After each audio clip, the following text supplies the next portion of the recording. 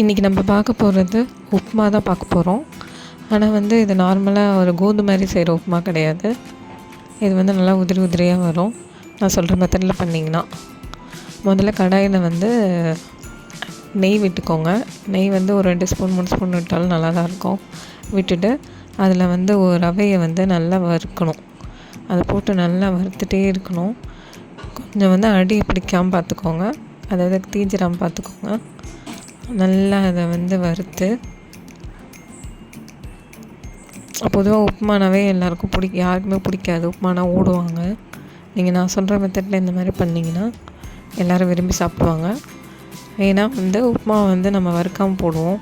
அதனால் அது கோந்து மாதிரி ஓட்டிகிட்ருக்கோம். அதனால் யாருக்கும் பிடிக்காது. நீங்கள் இந்த மாதிரி வறுத்து வச்சுக்கிட்டு செஞ்சிங்கன்னா அது நல்லா உதிரி உதிரியாக வரும். நம்ம வறுத்து வச்சுருக்க ரவையை தனியாக ஒரு பிளேட்டில் எடுத்து வச்சுக்கோங்க. அது கொஞ்சம் நேரம் ஆறட்டும்.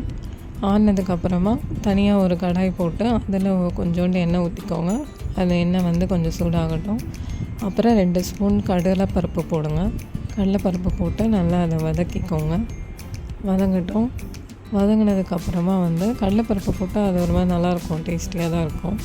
அப்புறம் 1 ஸ்பூன் கடுகு, உளுந்து, அதுக்கப்புறமா ஜீரகம் அதையும் போட்டு நல்லா வறுக்க, அது அந்த எண்ணெயில் நல்லா வறுப்படட்டும்.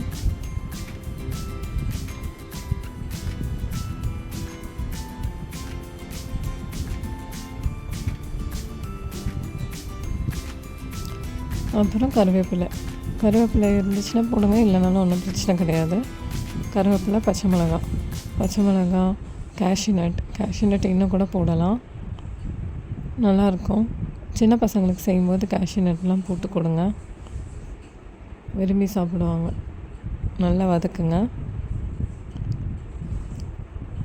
வதக்கிட்டு ஒரு 2 வெங்காயம் வெட்டி வச்சுக்கோங்க, பெரிய சைஸ் வெங்காயம். அதையும் போட்டு நல்லா வதக்குங்க. அது நல்லா செந்நிறம் மாற வரைக்கும் வதக்குங்க.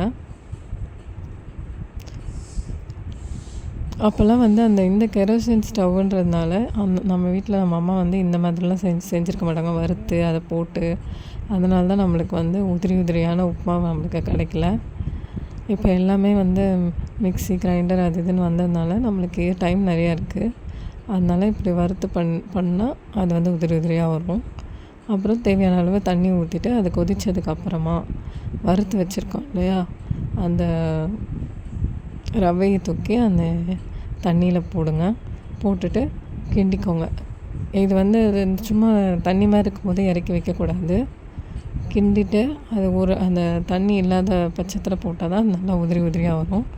மூடி வைங்க. மூடி வச்சு பண்ணிங்கன்னா உதிரி உதிரியான உப்புமா கிடைக்கும்.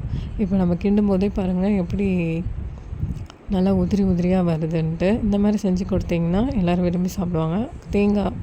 தேங்காய் திருவி வச்சுட்டு இந்த ரவையில் தேங்காயும் சர்க்கரையும் போட்டு கொடுத்தீங்கன்னா குழந்தைங்கள்லேருந்து பெரியவங்க வரைக்கும் நல்லா விரும்பி சாப்பிடுவாங்க. பாருங்கள் எவ்வளோ உதிரி உதிரியாக இருக்குன்னு. ட்ரை பண்ணி பாருங்கள்.